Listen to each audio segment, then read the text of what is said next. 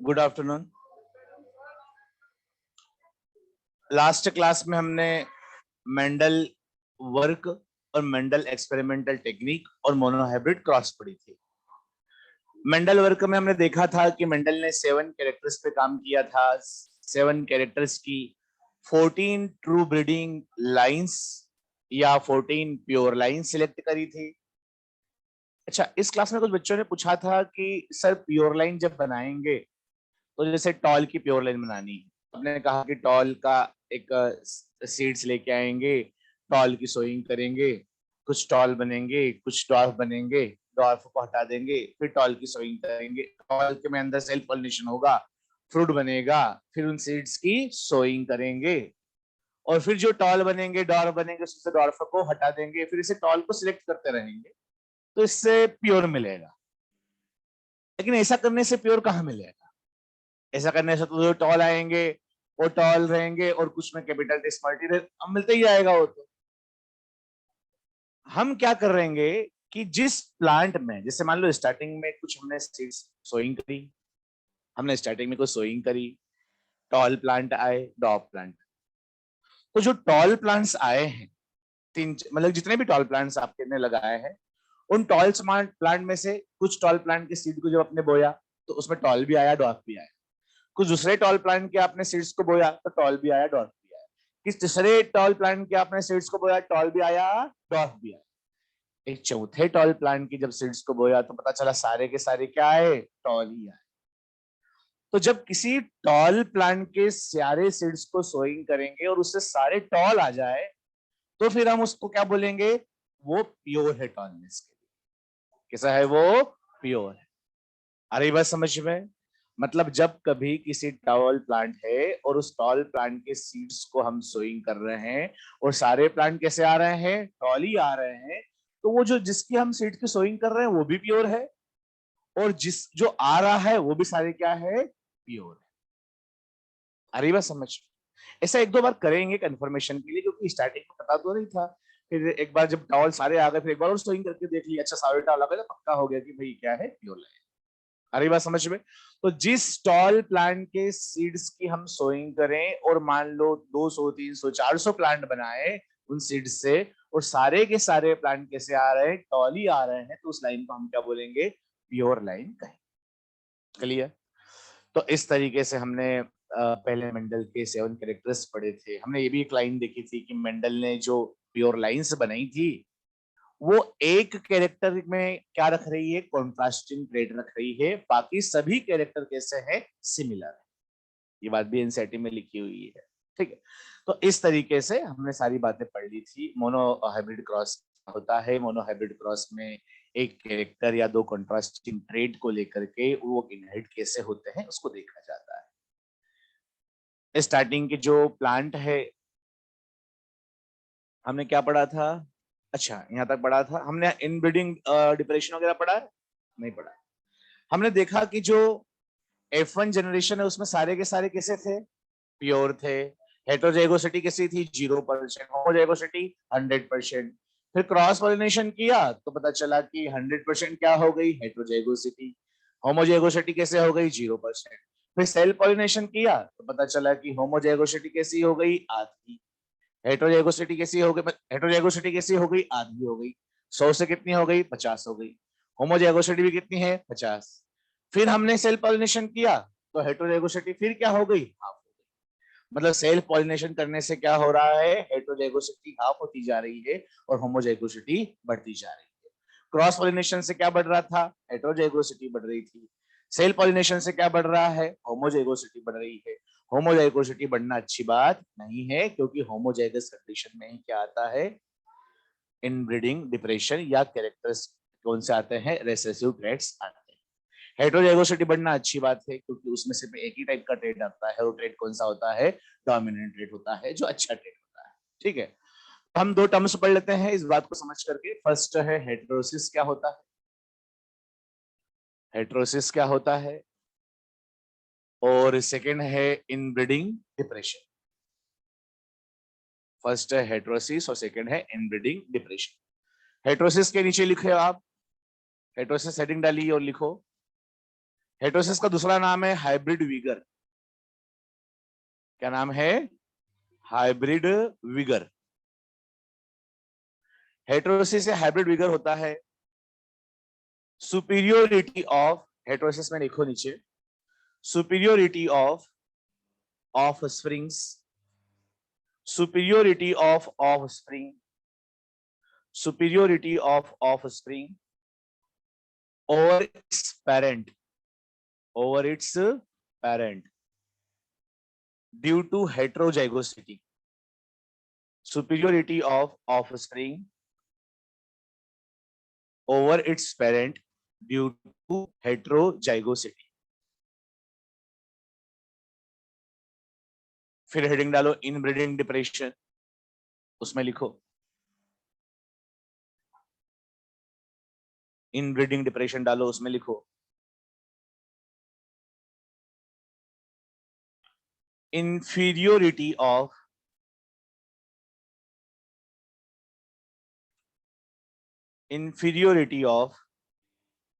offspring over its parent,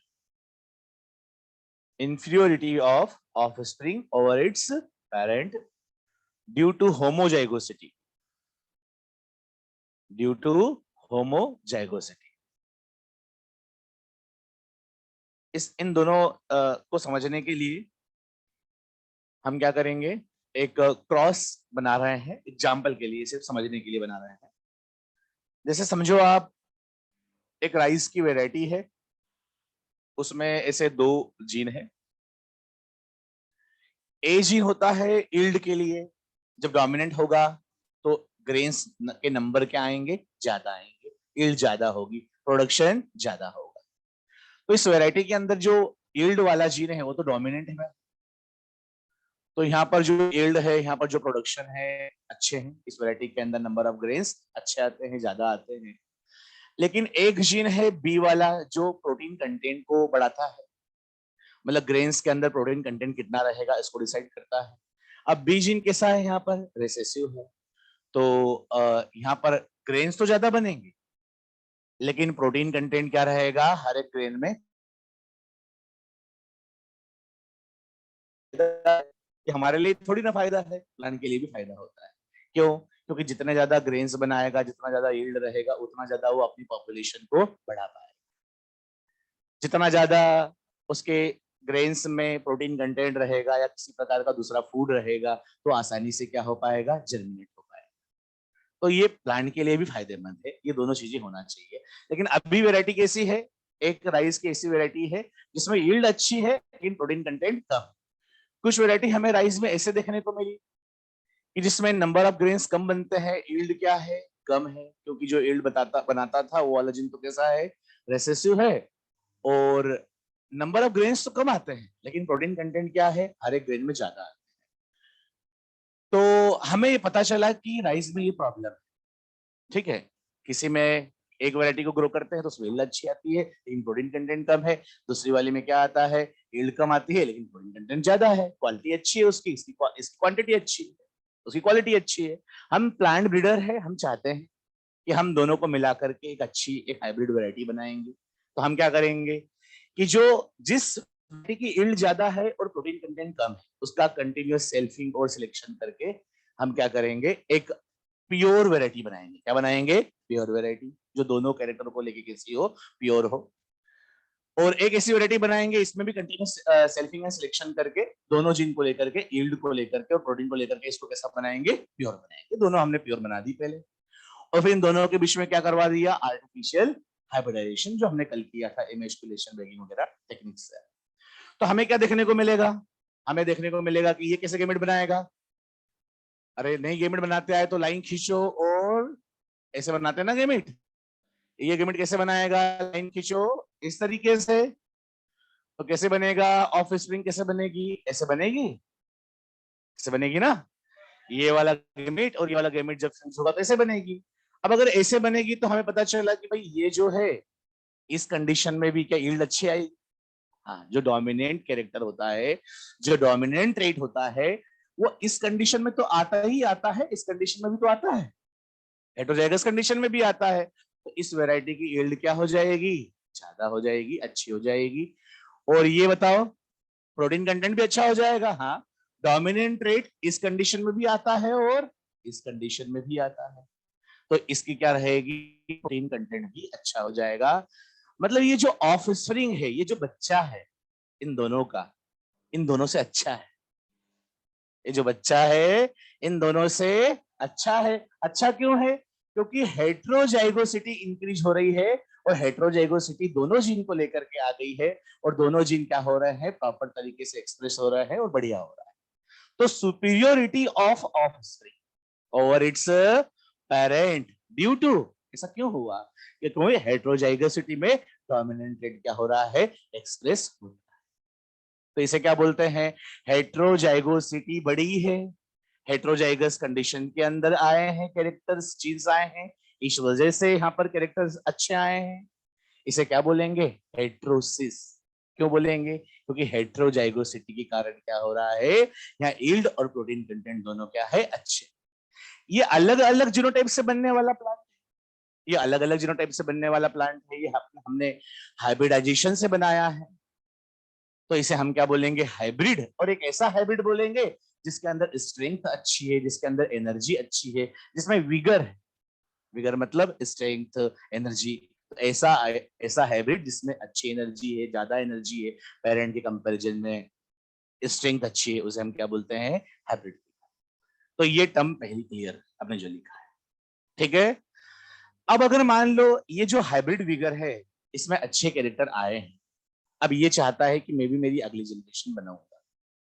ये खुद किससे बना हुआ है, एक हाइब्रिड है, अलग अलग इसके पेरेंट अलग अलग जीनोटाइप रख रहे थे, विद रेस्पेक्ट टू यील्ड और प्रोटीन की बात कर रहे हैं, ठीक है। अलग अलग जीनोटाइप रख रहे थे और उससे ही बना हुआ है, और इन दोनों के रेस्पेक्ट में ये अब चाहता है कि मैं अगली जनरेशन बनाऊं।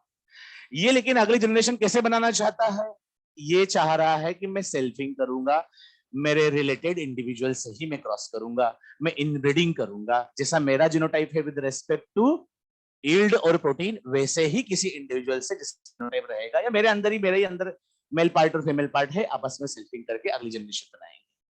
तो अगर ये ऐसा करेगा तो क्या होगा, क्या इसमें 4 प्रकार की गेमिट बनेंगे? उन चारों गेमिट में क्या एक स्मॉल ए स्मॉल बी गेमिट भी रहेगा? क्या इसमें भी 4 प्रकार के गेमिट बनेंगे? उसमें क्या एक गेमिट स्मॉल ए स्मॉल बी रहेगा? क्या हो सकता है कि इसका स्मॉल ए स्मॉल बी और इसका स्मॉल ए स्मॉल बी मिल करके ऐसा आ जाए? ऐसा हो सकता है। 100% ऐसा हो, ऐसा कोई जरूरी नहीं है, लेकिन ऐसा हो सकता है। अब अगर ऐसा हो गया तो फिर क्या होगा बताइए जरा। ये जो है इसका एल्ड क्या है, ये जो इनिशियल पेरेंट थे उससे भी ये क्या हो गया है, खराब हो गया है। इन दोनों ने अच्छे कैरेक्टर लेके आए थे, वो अच्छे कैरेक्टर पूरी तरीके से क्या हो गए हैं, लॉस हो गए हैं। ये पेरेंट से भी क्या हो गया है, खराब हो गया। इससे तो है ही है, इसके पेरेंट से भी क्या हो गया है, खराब हो गया। जब भी कभी ऐसी क्रॉस लगाए और पेरेंट बोले ना वर्ड, तो F2 का भी मेन पेरेंट कौन होता है, यही होता है, ठीक है बात। क्योंकि यहां से अपन स्टडी कर रहे हैं जीन्स को लेकर के, तो बिल्कुल पेरेंट से भी क्या हो रहा है, खराब हो रहा है। तो इसे क्या बोलेंगे, ऐसा क्यों हुआ, खराब क्यों हो गया ये? क्योंकि इसने क्या कर दिया है, अगर ये अलग जीनोटाइप वाले से क्रॉस करता, अलग तरीके से कुछ करता तो हो सकता था अच्छा आ जाता, लेकिन इसने सिमिलर कैसे कर दिया, इसने क्या कर दिया, सेल्फिंग कर दी। क्या कर दी, सेल्फिंग। या इसने क्या कर दी, सिमिलर जीनोटाइप वाले से क्रॉस करी तो क्या बोलेंगे, इनब्रीडिंग कर दी। इनब्रीडिंग करने से क्या बढ़ता है, होमोजाइगोसिटी बढ़ती है। इनब्रीडिंग करने से क्या बढ़ता है, होमोजाइगोसिटी बढ़ती है। और होमोजाइगोसिटी अगर बढ़ेगी तो होमोजाइगोसिटी के अंदर क्या आएंगे, रेसेसिव ट्रेट आएंगे। और रेसेसिव ट्रेट आएंगे तो जो अच्छे कैरेक्टर आए थे वो लॉस वापस से हो जाएंगे, वापस से ऑफस्प्रिंग इंफीरियर हो जाएगी पेरेंट्स से अगर कंपैरिजन करेंगे तो। इसे क्या बोलेंगे, इनब्रीडिंग के कारण क्या आ गया, डिप्रेशन आ गया। क्या आ गया, डिप्रेशन। ये टर्म है जो हम समझ रहे हैं, आ रही बात समझ में?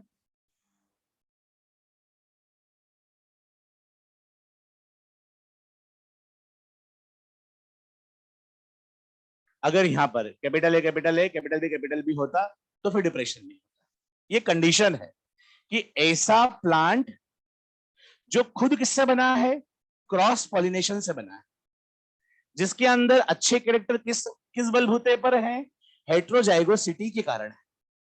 वो प्लांट अगर क्या करे, सेल्फ पॉलिनेशन करे, तो फिर क्या आता है, इनब्रीडिंग डिप्रेशन।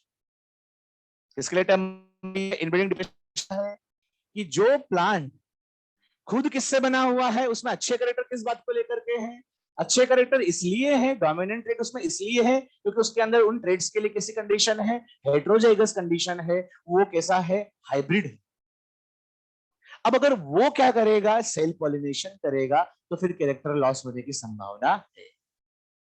तब आकर के क्या आएगा, मतलब कि इनब्रीडिंग डिप्रेशन कहां होता है, उन प्लांट्स के अंदर होता है जो कैसे होते हैं, क्रॉस पॉलिनेशन से बने हुए होते हैं, जो क्रॉस पॉलिनेटेड होते हैं, जो अलग अलग पेरेंट से पहले अलग अलग जीनोटाइप कंटेनिंग पेरेंट से बने हुए हैं, उनके खुद के अंदर जो अच्छे कैरेक्टर है वो हेट्रोजाइगोसिटी के कारण है, वो एक हाइब्रिड है।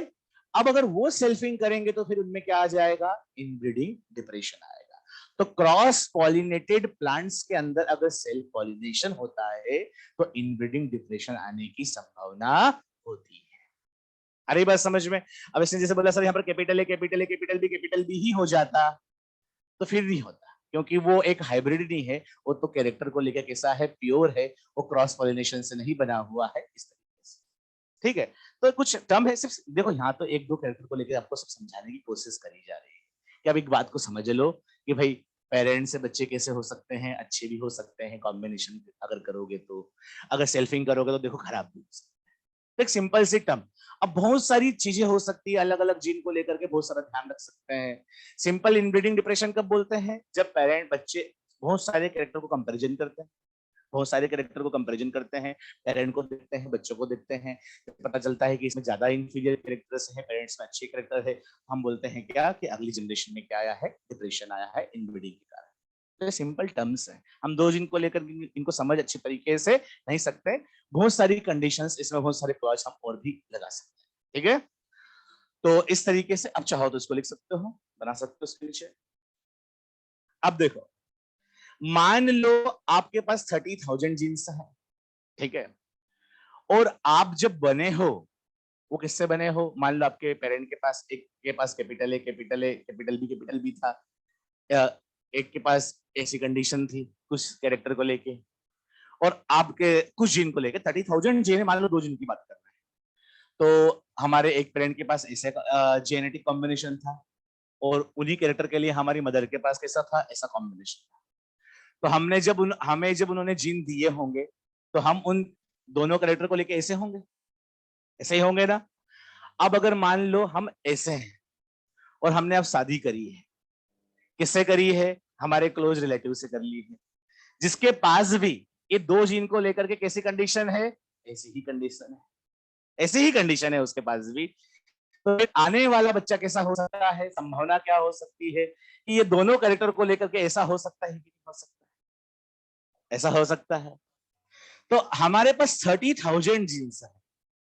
अब 30,000 जीन्स का हर एक का जीनोटाइप तो मैच करेगा नहीं, लेकिन अगर ज्यादा से ज्यादा मैच किससे कर रहा है, ज्यादा से ज्यादा जीन हमारे अंदर हेटेरोजाइगस कंडीशन में है, और हम जिसे शादी कर रहे हैं उसके अंदर भी वही का वही जीनोटाइप बहुत सारे कैरेक्टर को लेकर के ऐसी है, वो वैसा का वैसा हेटेरोजाइगस कंडीशन रखती है। तो फिर क्या संभावना होगी कि आज हमारे पास तो अच्छी बातें हैं, हमें कोई किसी प्रकार की बीमारी नहीं है, हमारी ग्रोथ भी हो रही है, हमारी फर्टिलिटी भी, हमारा दिमाग भी चल रहा है, सब कुछ बढ़िया चल रहा है, क्योंकि सारा कैरेक्टर कैसा है हमारे पास, सारे जीन कैसे हैं, हेटेरोजाइगस कंडीशन में है। जिससे शादी कर रहे हैं वो भी फर्टाइल है, वो भी ग्रोथ करती है, वो भी इंटेलिजेंट है, वो भी समझदार है, वो जो भी है सब कुछ है। लेकिन आगे चल करके हमारे जो बच्चे हैं, अगर सेम में लग गई क्रॉस, तो क्या हो जाएगा, इनब्रीडिंग डिप्रेशन आ सकता है, दिमाग नहीं चलेगा। पता चला दिमाग चलाने वाले 25 जिन थे, जो मेरे पास 25 के 25 हेटेरोजाइगस थे, मेरी वाइफ के पास भी 25 के 25 कैसे थे, हेटेरोजाइगस थे, मेरा भी दिमाग चल रहा था, उसका भी दिमाग चल रहा था, लेकिन पता चला कि सारे के सारे रेसेसिव आ गए हैं, तो दिमाग चलना क्या हो गया है, बंद हो गया है। आ रही बात समझ। तो ऐसे कंपैरिजन करते हैं, तो क्या बोलते हैं नॉर्मली, क्या बोलते हैं, कॉन्सेप्ट क्या आउट क्या आता है कि हमें देखो, अब जो क्लोज रिलेटिव रहेंगे, मतलब कि जो इंडियन है वो एक प्रकार से एक दूसरे से रिलेटेड है, सबके एंसेस्टर लगभग एक जैसे ही हैं, या फिर कोई राजस्थान के लोग हैं जो यहीं पर थे, या कोई जैसे अलग साउथ के हैं, जो नॉर्थ के हैं, जो ईस्ट के हैं, जो वेस्ट के हैं, जो एक गांव के हैं, उनका लगता है कि वो ज्यादा इवोल्यूशनरी पॉइंट ऑफ से क्लोज होंगे, तो क्या होगा कि उनमें बहुत सारे जीन्स को लेकर के एक ऑर्गेनिज्म दूसरे ऑर्गेनिज्म को लेकर के सेम जीनोटाइप रख सकता है। जो आज बहुत सारे कैरेक्टर उनमें ऐसे हो सकते हैं जो हेटेरोजाइगोसिटी के कारण हो, उनमें नहीं दिख रहे हैं, लेकिन उन्होंने ही क्या कर ली है, आपस में शादी कर ली है। वही गांव में रहती थी तो हमने उसी से शादी कर ली, रोज देखते थे। अब कर तो ली, लेकिन ये ध्यान नहीं रखा कि अगली जो जनरेशन होगी वो क्या होगी। हम सेम गांव के हैं, हमारे एंसेस्टर सेम हो सकते हैं, बहुत सारे जीन को लेके मैं भी वैसा हेटेरोजाइगोसिटी दिखा सकता हूँ, ये भी दिखा सकती है। हो सकता है कि आगे चल कर क्या आ जाए, डिप्रेशन आ जाए। तो हमें करना क्या चाहिए, हमें ध्यान रखना चाहिए कि हम उससे शादी करें जो हमारा जीनोटाइप है जीन्स को लेकर के, वैसा जीनोटाइप उसका ना, थोड़ा अलग हो। आई बात समझ में? तो हमें जो दूर रहता है, ज्योग्राफिकली जो दूर है, जो 7 समुंदर पार है, जो अमेरिका अमेरिका या रसिया या जिससे भी आपको लगता है, जो ancestor evolutionary point of view से आपको लगता है कि दूर है, वैसे अब फ्यूचर से आने वाला है जिसमें लोग क्या करेंगे, शादी के पहले भी अपने जेनेटिक काउंसलिंग करवाएंगे, अपने जीन्स को मैच करवाएंगे, देखेंगे कि भाई मेरे पास क्या क्या है, क्या क्या संभावनाएं हो सकती है।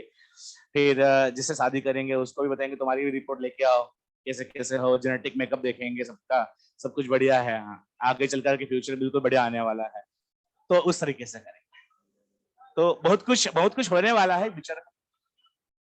चलो, तो ये हमने मोनोहाइब्रिड, इसका एक एप्लीकेशन क्या होता है ये भी हमने पढ़ लिया, ये भी हमने समझ लिया। चलो अब कुछ कंक्लूजन्स लिखते हैं। मोनोहाइब्रिड क्रॉस पे सबसे ज्यादा सरप्राइजिंग एलिमेंट क्या दिखा आपको मोनोहाइब्रिड क्रॉस में?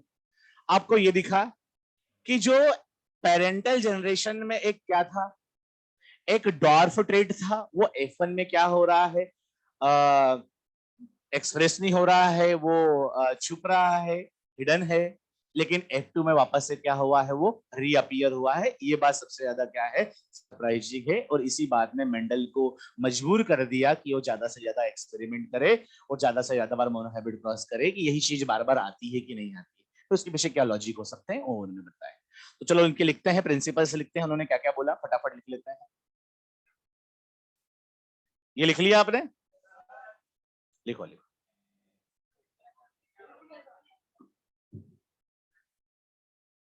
हेडिंग डालो, कंक्लूजन मोनोहाइब्रिड क्रॉस।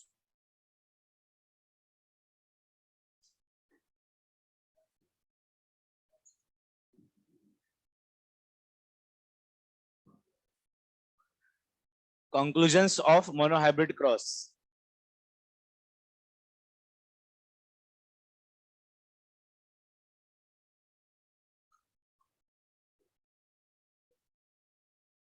फर्स्ट है principle of paired factor, principle of paired factor.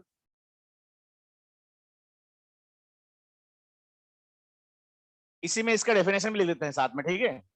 Otherwise पहले कुछ 3 पॉइंट लिखेंगे फिर उसके बाद में चालू करेंगे, ज्यादा हो जाएगा लिखना। प्रिंसिपल ऑफ पेयर्ड फैक्टर में क्या कहा गया, देख लिखो आप। प्रिंसिपल ऑफ पेयर्ड फैक्टर में क्या कहा गया देखते हैं। लिख लिया सबने? According to Mendel, according to Mendel, first point लिखें, according to Mendel each character is controlled by unit factor. According to Mendel, each character is controlled by unit factor.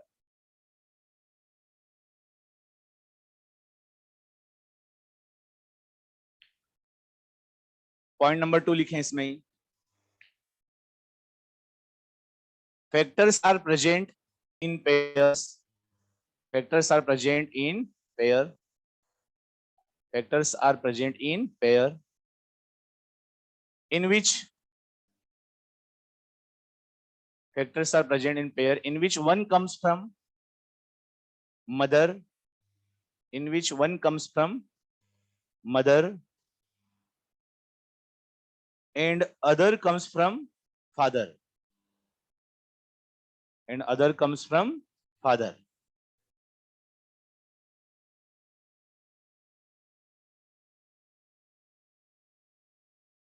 हर एक कैरेक्टर के लिए क्या होता है, फैक्टर होता है। फैक्टर कैसा होता है? पेयर्ड कंडीशन में प्रेजेंट होता है, और पेयर्ड कंडीशन में जैसे टॉल है एग्जाम्पल के लिए कोई प्लांट, तो उसके लिए कैसे होंगे? पेयर्ड कंडीशन में क्या होंगे? फैक्टर होंगे। इस तरीके से फैक्टर होंगे। अगर ये वाला पेयर होगा तो एक कहां से आएगा? फादर से, और दूसरा कहां से आएगा? मदर से।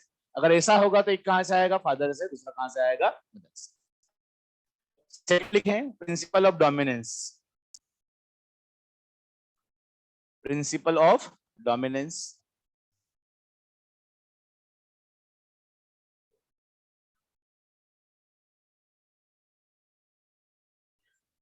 इसमें लिखें, in case of dissimilar unit factor, in case of dissimilar unit factor,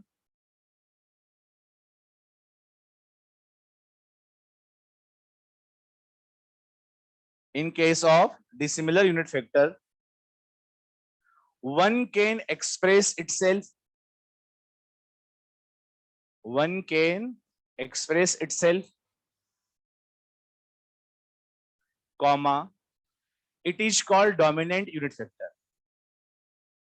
One can express itself, comma, it is called dominant unit factor. One can express itself, it is called dominant unit factor. Other fail to express, other fail to express, other fail to express, comma, it is called, bolo, it is called recessive unit factor.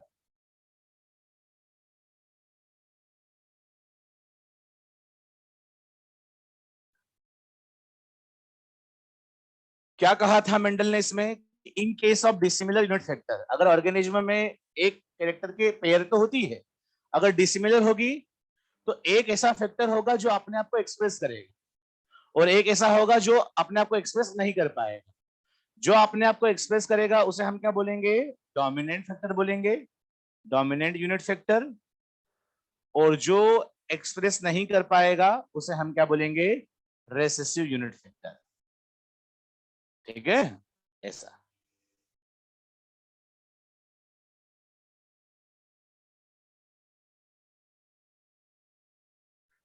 Third लिखे हम,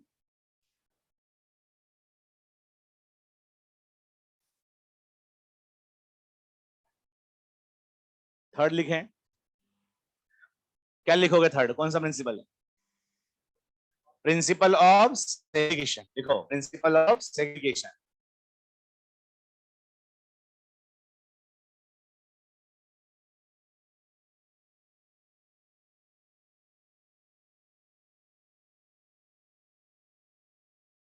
या slash लिखो, oblique डालो, oblique में लिखो purity of gametes. Principal of segregation oblique purity of gametes. इसके दो नाम है, प्रिंसिपल ऑफ सेग्रीगेशन भी है और principle of purity of gametes भी है। इसमें लिखो, when dissimilar unit factors are present, when dissimilar unit factors are present, when dissimilar unit factors are present in organism, in an organism, when dissimilar unit factors are present in an organism.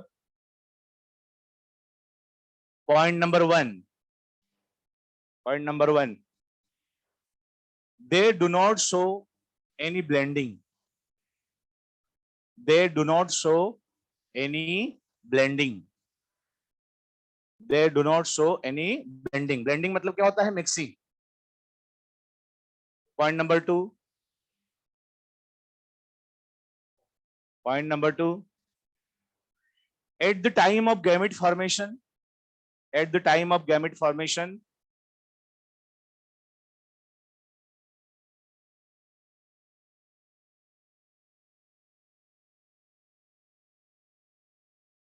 both factors separate, both factors separate randomly, both factors separate randomly and gamete receive and gamete receive and gamete receive only one factor out of pair and gamete receive only one factor out of pair.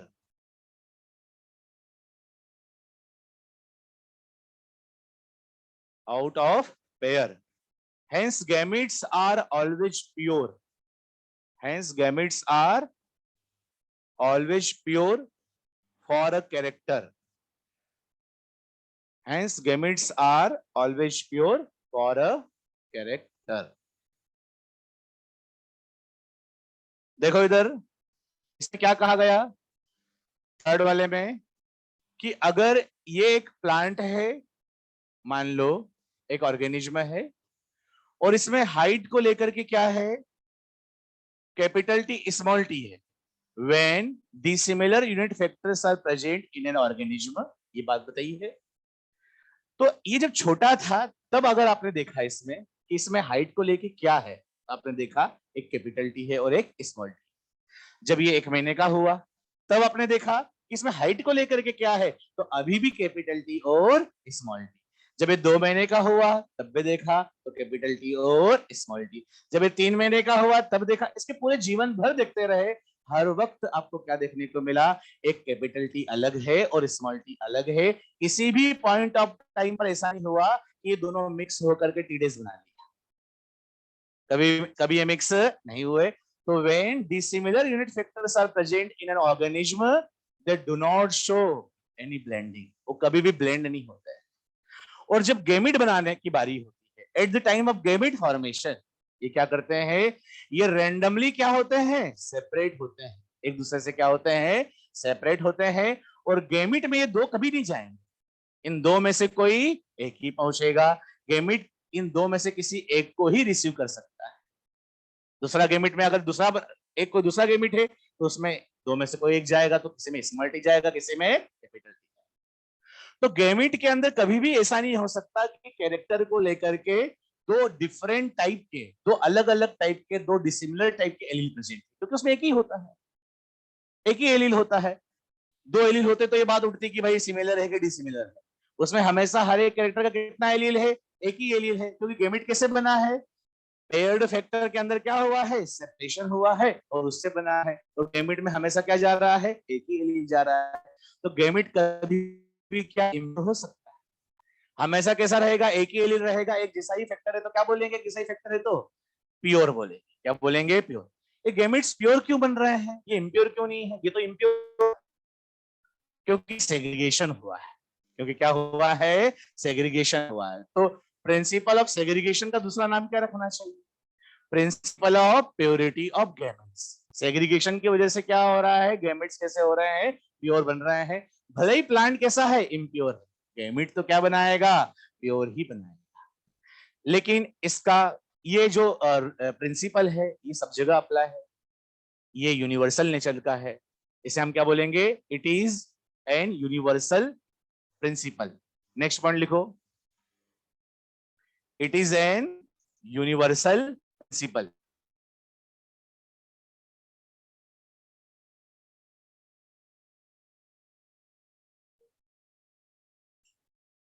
It is a universal principal.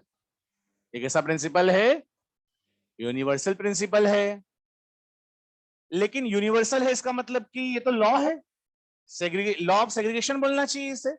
किसने बोला था law of segregation, Carl Correns ने। इसको क्या बताया, क्योंकि सब जगह दुनिया में कोई सा भी ऑर्गेनिज्म है जो भी सेक्सुअल रिप्रोडक्शन कर रहा है, उसमें हर एक कैरेक्टर को लेकर दो एलील है। जब भी वो गेमिट बनाता है तो गेमिट ऑलवेज किससे बनेंगे, एक एक ही क्रोमोसोम रखेंगे तो प्योर ही बनेंगे। तो सब जगह एप्लीकेबल होता है, यूनिवर्सल नेचर का होता है।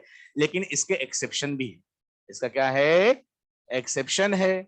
और इसका एक्सेप्शन क्या है बताओ जरा, नॉन डिसजंक्शन। क्या है, नॉन डिसजंक्शन। अच्छा, नॉन डिसजंक्शन होगा तो क्या होगा भाई, ये जो प्रॉपर ऐसे क्या होना चाहिए थे, अलग अलग होना चाहिए थे। ये दोनों के दोनों कहां चले गए, एक में ही। प्रॉपर अगर सेग्रीगेशन नहीं होगा तो फिर क्या हो जाएगा, ये एक्सेप्शन होगा, उस एक्सेप्शन को क्या बोलते हैं, नॉन डिजंक्शन। तो नीचे ऐसा एक्सेप्शन भी लिख देना, नॉन डिजंक्शन। सब नॉन डिजंक्शन वगैरह सब समझा दिया है, मैंने समझा दिया है ना। अच्छा हम ये जो फर्स्ट है प्रिंसिपल है उसका तो भूल गए हैं, चलो अभी लिख देते हैं अलग से। इसका एक्सेप्शन तो लिख लिया आपने, इसका एक्सेप्शन नॉन डिजंक्शन क्यों हुआ समझ में आ गया, बता दिया है आपको। सेग्रीगेशन नहीं होता है तो क्या बोलते हैं, नॉन डिजंक्शन। और अगर सेग्रीगेशन नहीं होगा तो फिर गेमेट क्या नहीं बनेंगे, प्योर नहीं।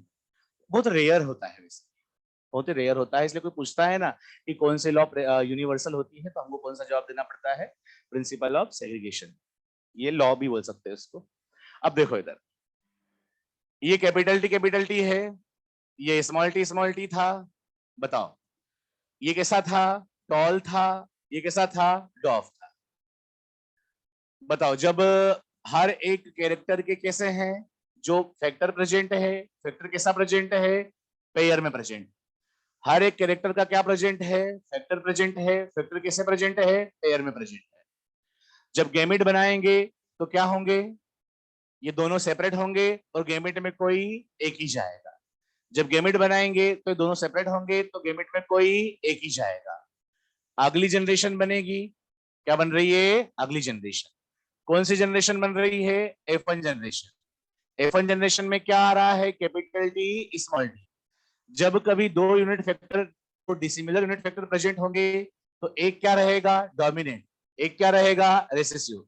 डोमिनेंट किसे बोलेंगे, जो अपने आप को एक्सप्रेस करेगा। अगर यहाँ टॉल आ रही है तो कौन डोमिनेंट है, कैपिटल टी।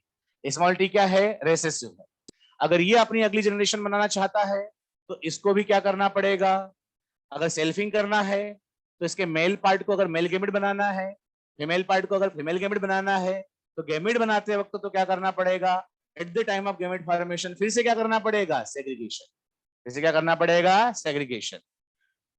मेल पार्ट को भी क्या करना पड़ेगा, सेग्रीगेशन। और इस तरीके से F2 जनरेशन बनी। तो जब भी अगली जनरेशन बनाना होता है तो सेग्रीगेशन तो करना ही पड़ेगा, उसके बगैर काम चलने वाला नहीं है। बनेंगे टॉल, ये कैसे बनेगा, टॉल। ये कैसे बनेगा, टॉल। ये कैसे बनेगा, डॉफ।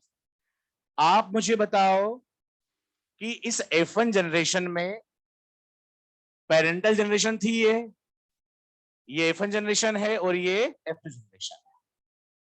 इस F1 जनरेशन में पेरेंट दो थे, एक पेरेंट था टॉल, एक पेरेंट था डॉफ। लेकिन एक ही पेरेंटल कैरेक्टर आया, दो नहीं आए, ऐसा क्यों हुआ। देखो लॉ ऑफ डोमिनेंस में दो प्रिंसिपल छुपे हुए हैं, दो प्रिंसिपल को मिला लो, किसको किसको, प्रिंसिपल ऑफ पेयर्ड फैक्टर को जो आपने लिखी बातें, और प्रिंसिपल ऑफ डोमिनेंस में जो आपने लिखा है, उन दोनों को मिला लोगे अगर, बोथ 1 और 2, क्या करके उसे क्या लेंगे, लॉ ऑफ डोमिनेंस। क्या बोलेंगे, लॉ ऑफ डोमिनेंस। और जो प्रिंसिपल ऑफ सेग्रीगेशन आपने लिखा है वो क्या है, एक लॉ ऑफ सेग्रीगेशन। ध्यान रखना, principle 1 and principle 2 both are included in law of dominance, and principle of segregation is, उसको हम अकेले को क्या बोलते हैं, लॉ ऑफ सेग्रीगेशन। क्लियर। तो आप मुझे बताओ कि यहां पर F1 जनरेशन में एक ही पेरेंटल कैरेक्टर आया, टॉली आए, डॉर्फ नहीं आया, ऐसा लॉ ऑफ डोमिनेंस के कारण हुआ या लॉ ऑफ सेग्रीगेशन के कारण हुआ। ये जो फिनोटाइप आया, टॉली आया, ये किसके कारण हुआ, लॉ ऑफ डोमिनेंस के कारण हुआ। आप मुझे बताओ कि इस F2 जनरेशन के अंदर फिनोटाइप टॉल और डॉर्फ जो है वो लॉ ऑफ डोमिनेंस की वजह से आए हैं या लॉ ऑफ सेग्रीगेशन की वजह से आए हैं, तो लॉ ऑफ डोमिनेंस। जब भी फिनोटाइप की बात हो तो हमेशा क्या वर्ड बोलना है, डोमिनेंस, लॉ ऑफ डोमिनेंस बोलना है। क्लियर। मतलब कि यहां पर फिनोटाइप किसकी वजह से आया, लॉ ऑफ डोमिनेंस। यहां पर 3:3 टॉल और 1 डॉर्फ किसकी वजह से आया, लॉ ऑफ डोमिनेंस ही बोले। अरे बात समझ में, मुझे पता है आपको बहुत को कंफ्यूजन भी आएगा, लेकिन क्या बोलेंगे, लॉ ऑफ डोमिनेंस। किसकी बात हो रही है, फिनोटाइप की। किसकी बात हो रही है, फिनोटाइप। अब जीनोटाइप की अगर बात हो, किसकी बात हो, जीनोटाइप। जैसे आपसे पूछा जाए कि क्या इस F2 जनरेशन में जो 1:2:1 जीनोटाइपिक रेशियो क्यों आया, तो आप बोलोगे अगर ये कैपिटल टी से स्मॉल टी अलग नहीं होता, अगर इस कैपिटल टी से स्मॉल टी अलग नहीं होता तो क्या कभी ये capital T capital T capital T small T small T small T बनता? नहीं बनता। तो जीनोटाइपिक रेशियो 1:2:1 क्यों आ रहा है? Because of law of segregation, because of law of segregation. आपसे किसी ने पूछ लिया, सब एनसीईआरटी की बातें बोल रहा हूं, ठीक है मैं, आपसे किसी ने पूछ लिया कि एक कैरेक्टर ऐसा है पेरेंटल जनरेशन का जो F1 में तो क्या है, हिडन है, लेकिन F2 में क्या है, रिकवर हो रहा है, रीअपियर हो रहा है, वो कैरेक्टर कौन सा है पहले बताओ? वो डॉर्फ है। वो कौन सा है? डॉर्फ है। ऐसा क्यों हुआ? लॉ ऑफ डोमिनेंस के कारण हुआ कि लॉ ऑफ सेग्रीगेशन के कारण हुआ? लॉ ऑफ सेग्रीगेशन के कारण। तो डोमिनेंस का कोई रोल ही नहीं है ना भाई। ये रीअपियर क्यों हुआ? क्योंकि इस ऑर्गेनिज्म के अंदर कैपिटल टी का भी फैक्टर था, टॉल का भी फैक्टर था, डॉर्फ का भी फैक्टर था। इस ऑर्गेनिज्म ने जीवन भर टॉल के भी फैक्टर को रखा अपने साथ, डॉर्फ के फैक्टर को भी अपने साथ रखा। हालांकि इस ऑर्गेनिज्म में तो टॉल वाला फैक्टर क्या था, डोमिनेंट था, तो टॉल आया। लेकिन इस ऑर्गेनिज्म ने जीवन भर इस डॉर्फ वाले फैक्टर को टॉल वाले फैक्टर से मिलने नहीं दिया, मिक्स नहीं होने दिया। जैसे ही गेमेट बनाने की बारी आई तो इस ऑर्गेनिज्म ने क्या किया, मेल पार्ट ने जब गेमेट बनाया तो कैपिटल टी को अलग कर दिया, स्मॉल टी को अलग। जैसे ही गेमेट बनाने की बारी आई तो फीमेल पार्ट ने क्या कर दिया, कैपिटल टी को अलग कर दिया, स्मॉल टी को अलग। और स्मॉल टी प्रॉपर तरीके से अलग हुआ, प्रॉपर तरीके से कैपिटल टी से अलग हुआ, मेल मेल पार्ट में भी और फीमेल पार्ट में भी। तो ही तो ये स्मॉल टी कंडीशन आई ना। अगर पता चला बीच में मिक्स हो जाता, प्रॉपर तरीके से सेग्रीगेट नहीं होता, तो क्या आता है स्मॉल टी स्मॉल टी? तो हम क्या बोलेंगे, एनसीईआरटी ने लिखा हुआ है कि जो F2 के अंदर जो कैरेक्टर रिकवर हुआ है, it is due to law of segregation के कारण। तो सारे पॉइंट लिख लें उधर, दो दो पॉइंट सब में लिख लेते हैं, ठीक है।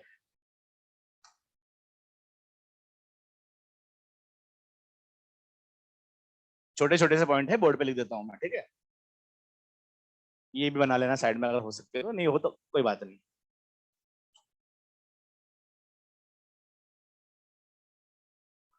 लॉ ऑफ डोमिनेंस,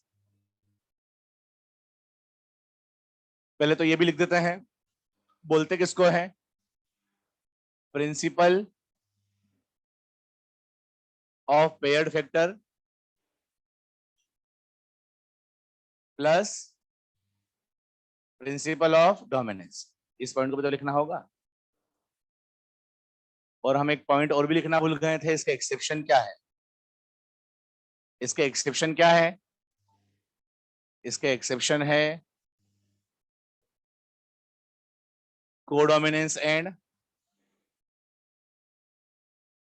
ये हम बाद में पढ़ेंगे।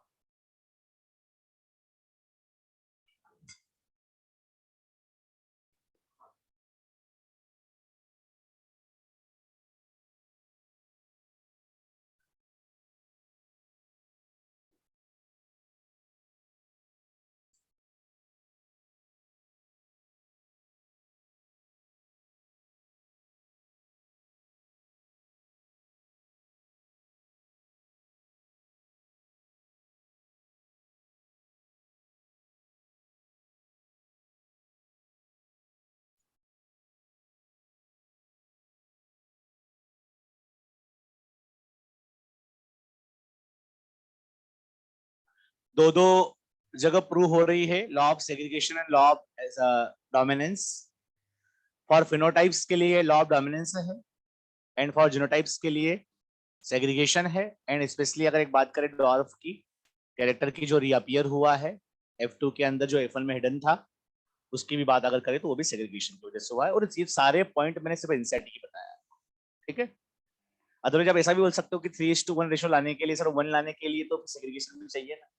3 टॉल है तो 1 डॉर्फ भी तो है, तो वो बात आपकी सही है। 1 लाने के लिए, इस पूरे रेशो को बनाने के लिए डॉर्फ भी तो है इसमें, तो डॉर्फ तो सेग्रीगेशन की वजह से आया है। आप बोल रहे हो कि सिर्फ डोमिनेंस की वजह से आया है, सब क्यों बोल रहे हो आप? हम इसलिए बोल रहे हैं क्योंकि एंजाइटी में लिखा, अरे बात समझ में, अलग से वहां पॉइंट लिखा दिया है डॉर्फ, कि डॉर्फ जो रीअपियर हुआ है वो किसकी वजह से आया है, सेग्रीगेशन, ठीक है।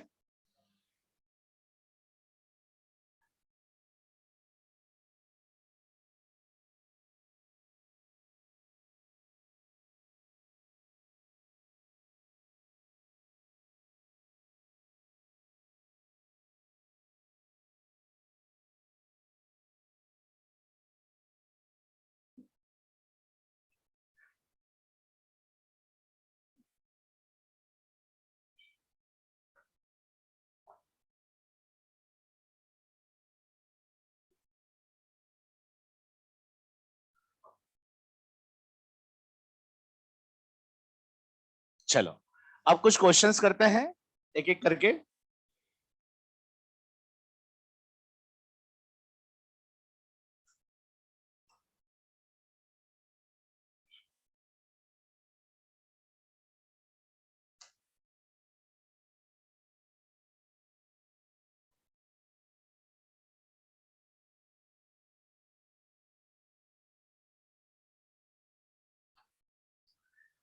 लिख लिया सबने उधर का?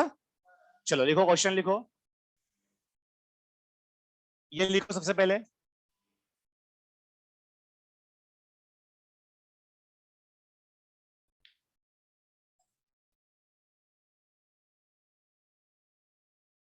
लिख लिया?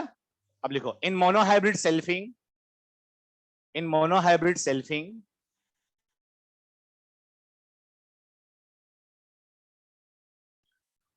find out probability of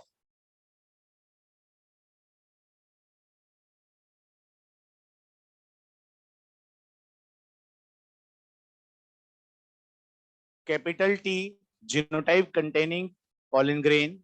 Find out probability of capital T genotype containing pollen grain fertilizing with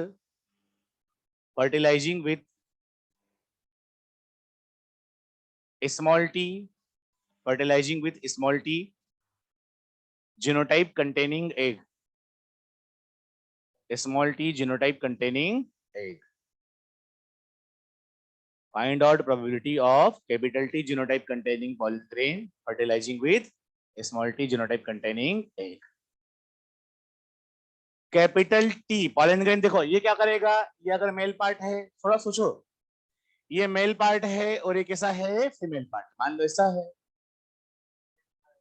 तो ध्यान से सोचो क्या बोल रहे हो। 50%, वेरी गुड। कितना आएगा? 50%। कैसे आएगा देखते हैं। बात क्या हो रही है, बात ये हो रही है कि ये मेल पार्ट है, इस मेल पार्ट के अंदर कैपिटल टी पॉलन ग्रेन बनेंगे, इसमें ऐसे गेमिट भी बनेंगे जिसमें स्मॉल टी आएगा। पॉलन ग्रेन मतलब गेमिट ही होता है, तो भाई कैपिटल टी पॉलन ग्रेन भी बन रहा है, स्मॉल टी भी बन रहा है। अब इसमें ये फीमेल है, इसमें गेमिट को क्या बोलेंगे, इसमें कैपिटल टी वाला भी गेमिट बनेगा और इसमें स्मॉल टी वाला भी एग बनेगा। फीमेल के गेमिट को क्या बोलते हैं, एग बोलते हैं। अब आपसे पूछा है कि capital T genotype containing pollen grain की क्या प्रोबेबिलिटी होगी कि वो स्मॉल टी कंटेनिंग एग से फर्टिलाइज। तो इसके पास कितने ऑप्शन है, दो है, एक ये है और एक ये। या तो इससे हो सकता है या इससे हो सकता है, दो ही तो है इसके पास। अरे इसकी प्रोबेबिलिटी पूछिए ना, इसकी क्या प्रोबेबिलिटी पूछी है कि ये कैपिटल टी एक से भी हो सकता है, कैपिटल स्मॉल टी एक से भी हो सकता है, स्मॉल टी से पूछिए। तो 50% इससे हो सकता है और 50% इससे। अरे बस समझ, ये एनसीईआरटी की लाइन है। आपने पढ़ना इनसेटिव पता चलेगा, किसी ने पढ़ी होगी उसको, उसने पढ़ा भी होगा कहीं, उसने दोनों के लिए बताया हुआ है, लेकिन मैंने एक का क्वेश्चन बना दिया है ताकि वो लाइन अपनी क्या हो जाए, कवर हो जाए। ठीक है, क्वेश्चन क्या पूछा जा रहा है आपको कवर होना चाहिए, आपको क्लियर होना चाहिए क्या बात है। देखो एनसीईआरटी की बात थी, कितनी आसान बात, अगर ये चैप्टर नहीं भी पढ़ते तब भी किसी को भी समझ में आ जाता कि अच्छा भाई दो टाइप की गैमेट बना रहा है, ये दो टाइप की गैमेट बना रहा है, इसमें कैपिटल टी वाला गैमेट उसके स्मॉल टी से फ्यूज होगा तो कितना चांस रहेगा। अब इसमें दो बनते हैं, कैपिटल टी से भी फ्यूज हो सकता था, स्मॉल टी से भी हो सकता था, स्मॉल टी से होने के 50%। ठीक है, लिख लो।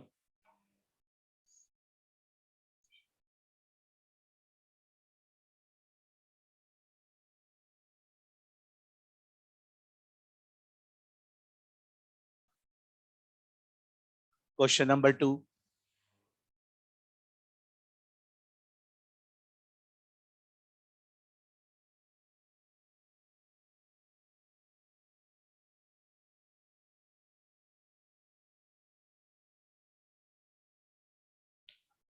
लिखे क्वेश्चन नंबर 2 लिखे,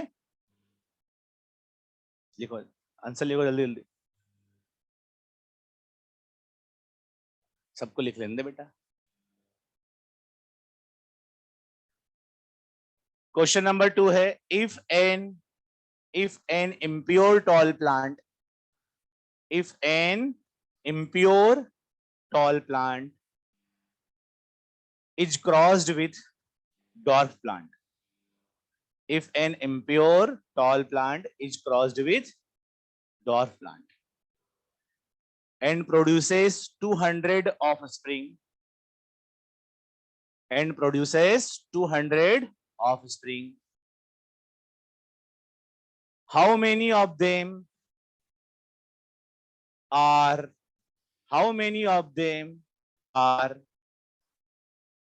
impure tall and dwarf, how many of them are impure tall and dwarf?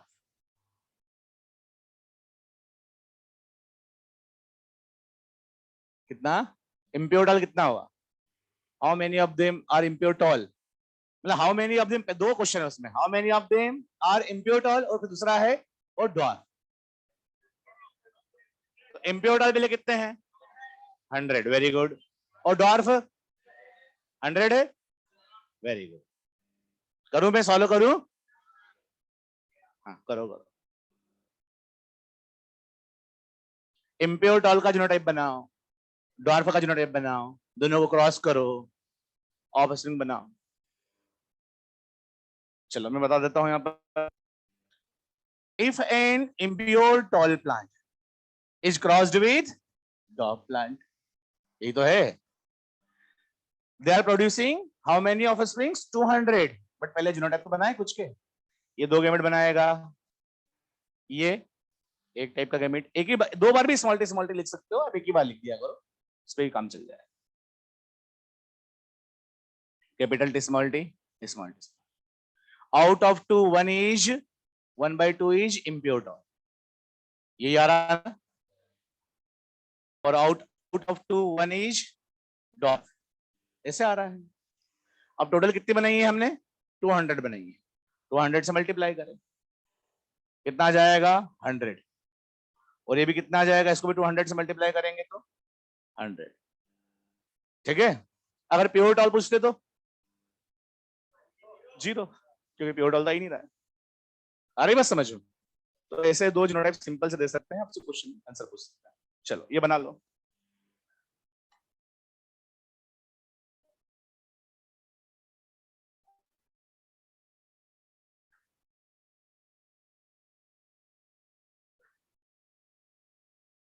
हाँ ऐसे भी कर सकते, मैं हमेशा ये बॉक्स बना के करता हूँ सॉल्व, कोई बच्चे से डायरेक्ट कर देते हैं, ऐसे क्रॉस लगा देते हैं, वो भी चल जाएगा। ठीक है, जैसा करना है वैसा करो, बस आंसर आना चाहिए। चलो बच्चों, मेंडल ने क्या हाइट के लिए ही लगाया था मोनोहाइब्रिड क्रॉस, सातों कैरेक्टर के लिए लगाया था। चलो अपन कैरेक्टर चेंज करते हैं, ठीक है, क्वेश्चन के फॉर्म में उसको देखते हैं। लिखो,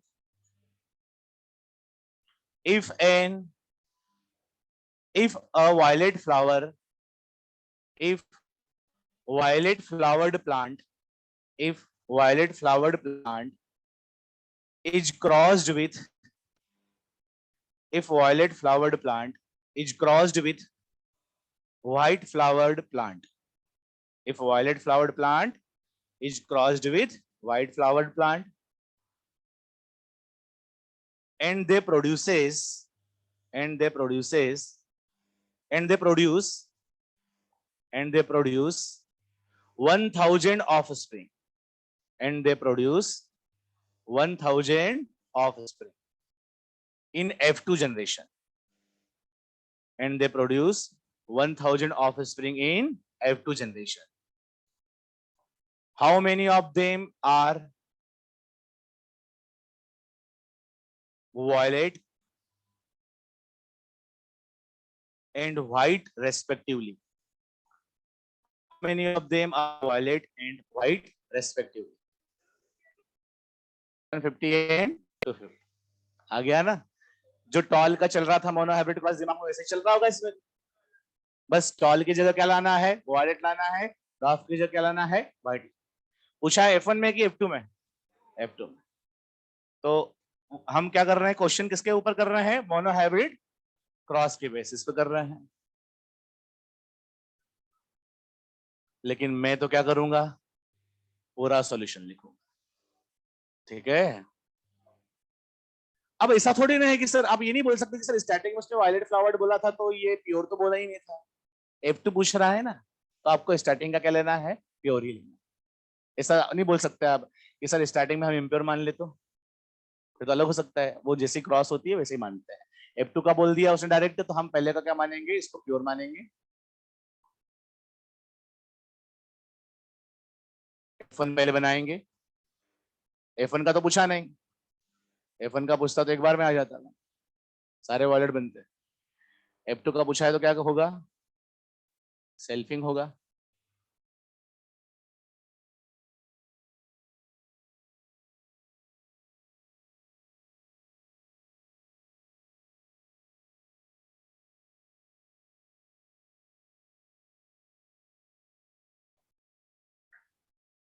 अच्छा, इम्प्योर वायलेट पूछते तो कितना आता? 500 आता है ना. अगर प्योर पूछते तो प्योर प्लांट, प्योर प्लांट कितने आएंगे? तो यहां देखते रहना, उस हिसाब से रेशियो चेंज करते रहना. यहां पर वॉलेट कितने हैं? वॉलेट है 3/4, और टोटल ऑफिस में कितनी बनी है? 1000. 1000 से मल्टीप्लाई करेंगे, कितना आ जाएगा? 750. कितना आएगा? 750. और व्हाइट कितना आएगा? 1/4 इंटू 1000 इक्वल टू 250. जैसा क्वेश्चन पूछेंगे आप कुछ भी पूछ सकते हैं. ठीक है, मैंने 2 बात पूछी है, आपको आना चाहिए. लिखो.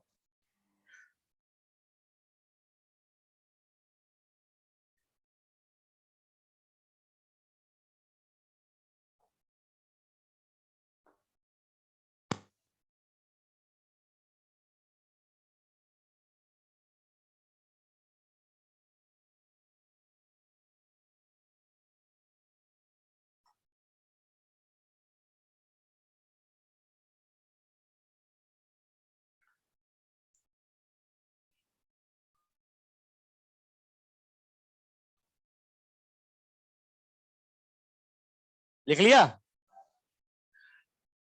नेक्स्ट क्वेश्चन लिखें. राइट हैंडेडनेस इज डोमिनेंट और left handedness? Right handed, right handedness is dominant और लेफ्ट हैंडेडनेस. चलो लिखो. आप राइट हैंड से लिखते हो या लेफ्ट हैंड से लिखते हो, उसमें जो राइट हैंड है वो क्या है? डोमिनेंट फीचर है लेफ्ट हैंड के कंपैरिजन में. Right handedness is dominant over left handedness, ऐसा है ह्यूमन में. ऐसा पहले आपको एक फैक्ट बताया जा रहा है क्वेश्चन. ठीक है, अब क्वेश्चन चालू हो रहा है.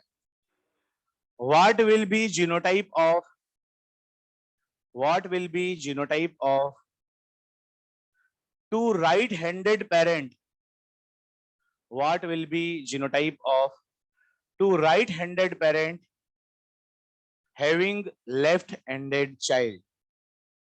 What will be genotype of two right-handed parent having left-handed child? Capital R small R, capital R small, ये है क्या? सबको आया समझ में? चलो अपन देख लेते हैं, नहीं समझ में आया कोई बात नहीं, समझ में आया तो ठीक, नहीं आया तो कोई बात, सीखे नहीं तो आए हैं, ठीक है। चलो, राइट हैंडेडनेस इज डोमिनेंट और देखो करना कैसे है, अब उस अप्रोच को देखो, ठीक है, उस अप्रोच के लिए क्वेश्चन सॉल्व करने में मदद मिलेगी। Rightness is dominant over left handedness. अब राइट हैंडेड अगर डोमिनेंट ट्रेड है तो कब कब आ सकता है? हम ऐसे लिखते हैं, कैपिटल आर में भी आ सकता है, कैपिटल आर स्मॉल आर में भी आ सकता है। ये कैसा है? ये तो सब कब आएगा? ये रेसेसिव है तो ये सब कब आएगा? Small R. तो पहले जीनोटाइप लिख लिए, भाई जो डोमिनेंट है वो ऐसे ऐसे में आ सकता है, जो रेसेसिव ट्रेट होता है वो ऐसे में आ सकता है। अब क्या पूछा है हमसे कि दो पेरेंट है वो कैसे हैं? राइट हैंडेड, ये भी राइट हैंडेड है और ये भी राइट हैंडेड है। अब इसका क्या क्या हो सकता है? हमें तो ये पता है, ये हो सकता है, इसका ये भी हो सकता है और ये जीनोटाइप भी हो सकता है, इसका भी ये जीनोटाइप भी होगा और, लेकिन हमें बता दिया गया है कि एक हिंट दे दिए हमें कि इनका जो चाइल्ड है वो कैसा है? लेफ्ट हैंडेड है। तो जो लेफ्ट हैंडेड चाइल्ड है उसमें जीनोटाइप क्या है बताओ? उसका तो पक्का पता है हमें, क्या है? Small R small R. तो हमें एक बात पता चली कि इसमें दो स्मॉल आर आए हैं, तो प्रिंसिपल ऑफ पेयर्ड फैक्टर में क्या कहा गया था कि एक कहां से आता है? मदर से, और एक कहां से आता है? फादर से। तो इस मदर में एक ने तो स्मॉल आर होगा ही होगा ना, तो ये जीनोटाइप नहीं हो सकता। इधर से भी स्मॉल आर आया होगा तो ये जीनोटाइप नहीं हो सकता। इसका ये है और इसका ये है पक्का। अरे बस समझ में? तो ऐसे सॉल्व करना है। पहले जो बात बता दी गई है वो डोमिनेंट ट्रेट कौन सा है, रिसेसिव कौन सा है, उनके जीनोटाइप लिख लिए, किसके क्या ट्रेट आ रहे हैं उनके नीचे वैसे लिख लिए, फिर कैंसिल करें हम कि क्या हो नहीं सकता इनका। ठीक है, अभी क्वेश्चन करेंगे, प्रैक्टिस करवाता हूँ, ठीक है।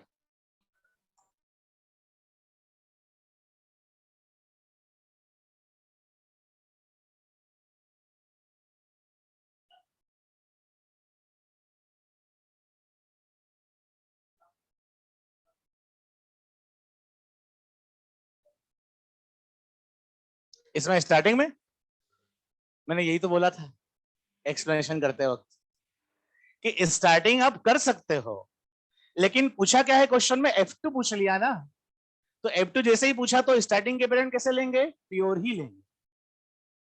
क्वेश्चन में F2 पूछा हुआ है ना, और ये मैंने एक्सप्लेनेशन करते करते भी बताया था आपको, ये डाउट आता है बच्चों को। मैं जो भी बात पहले बता दूं ना, मतलब कहीं ना कहीं दूसरी जगह किसी न किसी ने मेरे से क्या होगा पूछा होगा, वो बात वो आपके पास भी आएगी, आपके माइंड में भी आएगी, इससे पहले ही बता दिया। ठीक है, चलो ये लिख लिया आपने।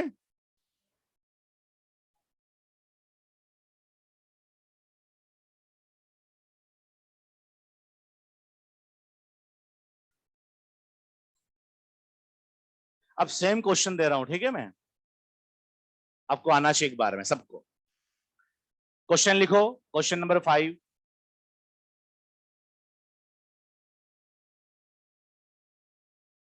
what will be genotype of what will be genotype of parental garden pea plant? What will be genotype of parental garden pea plant producing? What will be genotype of parental garden pea plant producing 74 tall offspring, 74 tall and 26 dwarf offspring? What will be genotype of parental garden pea plant producing 74 tall and 24 tall offspring? हाँ 26 कुछ भी आ सकता है number, चल जाएगा, ratio तो निकालना। क्या आया? वेरी गुड, मतलब दोनों पेरेंट के।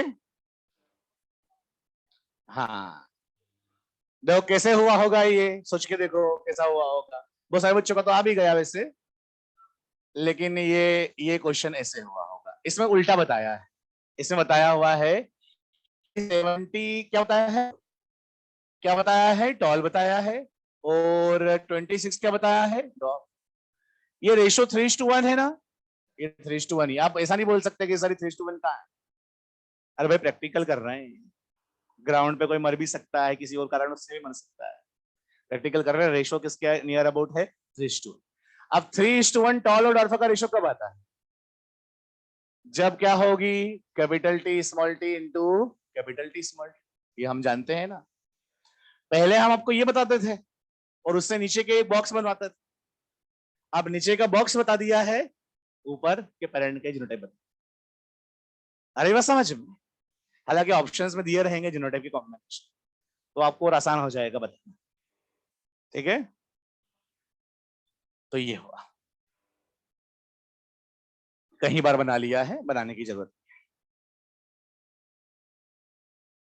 तो किस फॉर्म में, देखो एक ही क्रॉस है, उसको किस फॉर्म में अलग अलग तरीके से पूछा जा रहा है, आप समझो इस बात। चीज एक ही है, एक ही चीज को बार बार अपन रिपीट कर रहे हैं, लेकिन उसको अलग अलग से पूछा जा सकता है। एनसीईआरटी ही, एनसीईआरटी से अलग चीज ये नहीं। अगला क्वेश्चन देखें।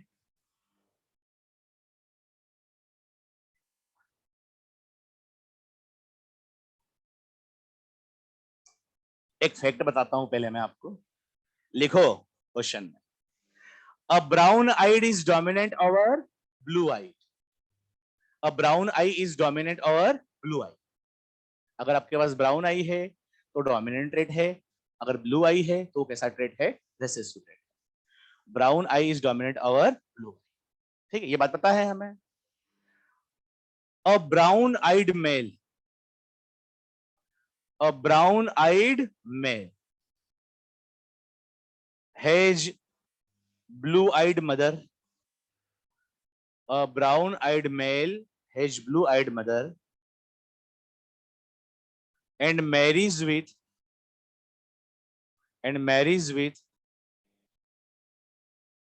blue eyed female, blue eyed female. Find out probability of brown eyed children in, find out probability of brown eyed children, find out probability of brown eyed children.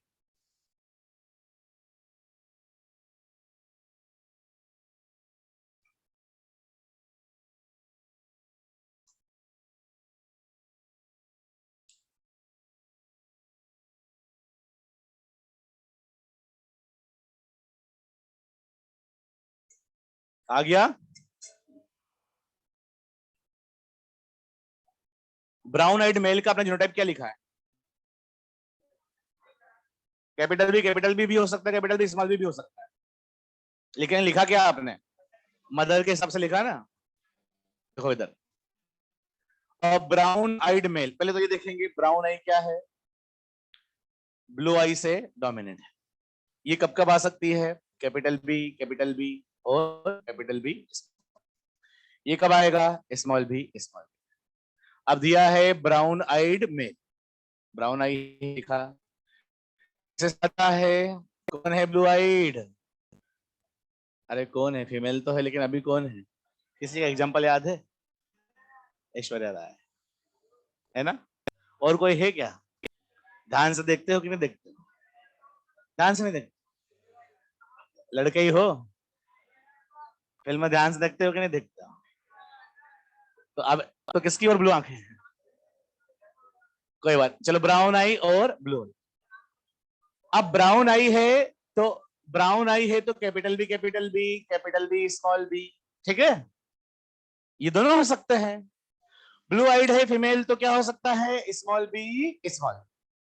अब आप बोलोगे सर कैसे बना है, ब्राउन आइड का तो दो हो सकता है। अरे एग्जामिनर ने बताया है कि जो मेल है इसकी जो मदर है वो कैसी है, ब्लू आइड है, उसमें क्या है जीनोटाइप, स्मॉल बी स्मॉल। तो एक स्मॉल बी तो इसमें मदर से आया ही होगा, तो ये जीनोटाइप नहीं हो सकता।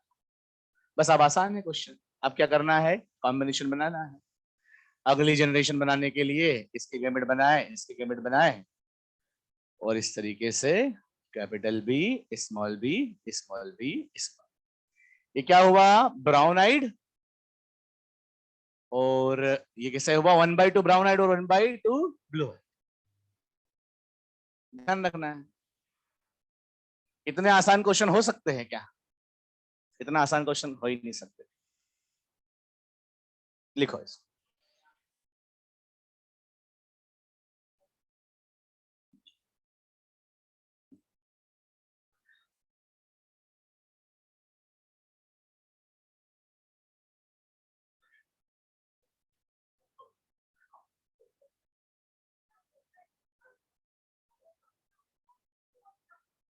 हाँ बस बस।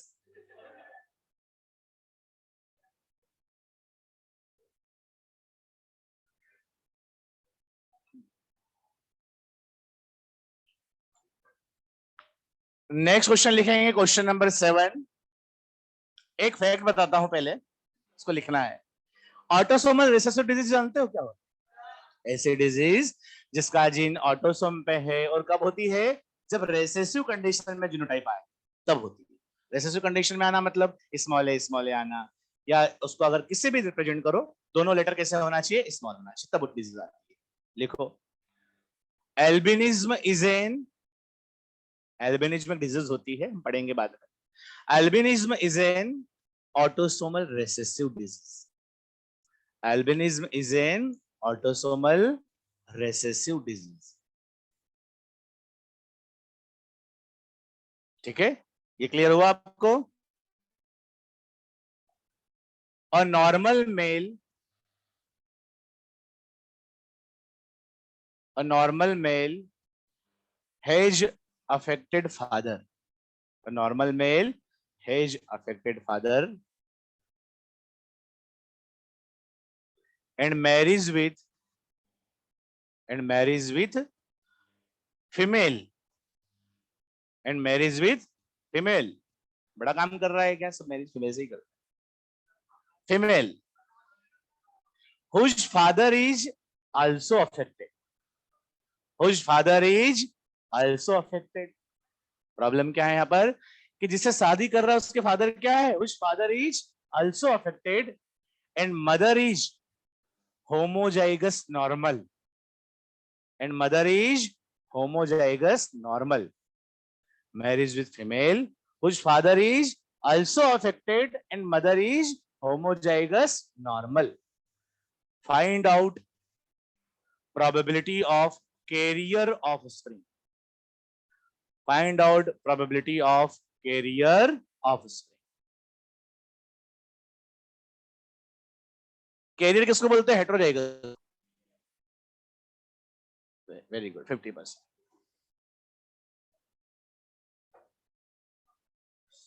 आया समझ में कैसा क्वेश्चन है? सरल क्वेश्चन।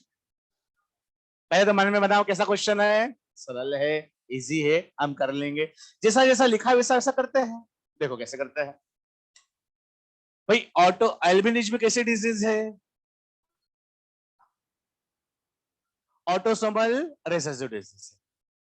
तो कब होगी डिजीज? अफेक्टेड कब रहेगा कोई भी इंडिविजुअल? जब उसमें कैसे होंगे जीन्स? दोनों स्मॉल होंगे।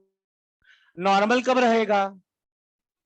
जब या तो उसमें कैपिटल ए हो या कैपिटल ए स्मॉल ए हो। अच्छा, इसको और क्या बोलते हैं? कैरियर भी बोलते हैं, लेकिन होता तो नॉर्मली, लेकिन हेटेरोजाइगस को क्या बोलते हैं? कैरियर भी बोलते हैं। चलो, अब क्या बोला है कि भाई एक मेल है, अ मेल, अ नॉर्मल मेल बोला है। क्लियर कर दिया है कि क्या है ये? नॉर्मल मेल है। अब जैसे ही नॉर्मल मेल बोला तो हमें क्या करना है? बस ये जीनोटाइप लिखना है। हमें लिखेंगे कैपिटल ए बी, हम और क्या लिखेंगे? Capital A small A B. अब इन दोनों में से क्या है? इसके लिए तो क्वेश्चन में दिया रहता है। क्या बताया है? इसके फादर कैसे हैं? अफेक्टेड। अब अगर फादर इसके अफेक्टेड है तो फादर के पास क्या होगा? स्मॉल ए। तो एक स्मॉल ए तो आया ही होगा, आया होगा ना ये वाला स्मॉल ए। तो ये इसका नहीं हो सकता। तो मेल का तो हमें जीनोटाइप पक्का पता चल गया। अब किसका पता करना है? फीमेल का। लेकिन फीमेल के बारे में उन्होंने कुछ भी नहीं बोला है कि नॉर्मल है कि क्या है, बस फीमेल बोला। लेकिन उसके बारे में दो इंफॉर्मेशन दी, एक तो उसकी मदर के बारे में भी और फादर के बारे में। मदर के बारे में क्या बोला है? मदर के बारे में बोला है कि कैसी है? Homozygous normal. नॉर्मल ऐसे भी हो सकता है, ऐसे भी हो सकता है। अब होमोजाइगस नॉर्मल कैसी होगी? ऐसे। क्लियर कर दिया है। तो होमोजाइगस नॉर्मल ऐसी है मदर, और फादर कैसे हैं अफेक्टेड, तो कैसे होंगे, स्मॉल ए ऐसे होंगे। अच्छा एक कहां से आएगा, मदर से एलील आएगा, एक क्या आएगा, कैपिटल ए स्मॉल, दोनों के जीनोटाइप कंफर्म हो गए। तो सबसे पहले तो फोकस किस पे करना है क्वेश्चन में, पेरेंट के जीनोटाइप को कंफर्म करना है। और कंफर्मेशन के लिए क्वेश्चन में क्या दिया रहता है, हिंट दी रहती है, आपको पक्का करना है, आपको ध्यान रखना है कौन सा ट्रेड कब आता है, कौन से जीनोटाइप में आता है, उस हिसाब से जीनोटाइप बनाना है। ठीक है, अब क्या करना है, अगला आगे का काम तो आसान, इनकी ऑफस्प्रिंग बनाने के लिए क्या करना पड़ेगा, दो टाइप की गेमेट, दो टाइप की gamete, capital A capital A capital A small A capital A small A small A small. बताओ इसमें से कैरियर कितनी है, चार में से दो के। अब क्वेश्चन कैसे भी पूछ सकता है, मैंने कैरियर का पूछा है, वो बोल सकते हैं एल्बिनिक कितने होंगे, 1/4, 25% हो जाएगा। तो इस तरीके से आपको आना चाहिए। तो कैरियर हुआ 2/4, मतलब 1/2। सिंप्लीफाइड या अनसिंप्लीफाइड दोनों तरीके से लिखा जा सकता है।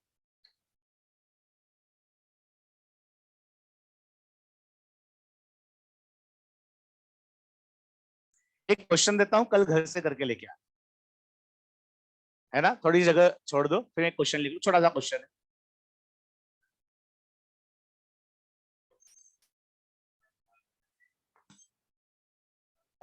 क्वेश्चन सोच तो लो।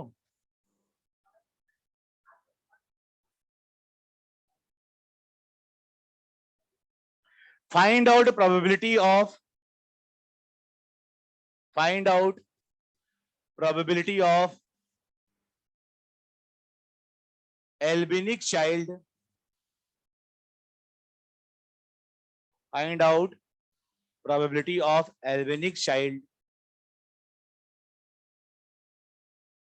if their parents, if their parents are normal,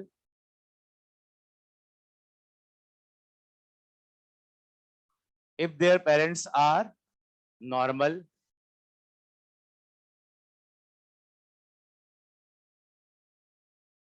question थोड़ा सा फ्रेम गलत हो गया है,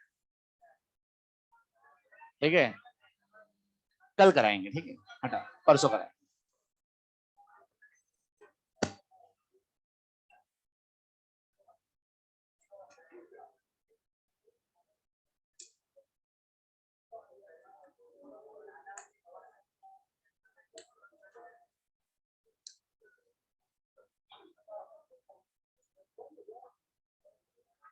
इम्प्योर की मीनिंग होती है हेट्रोजाइगस,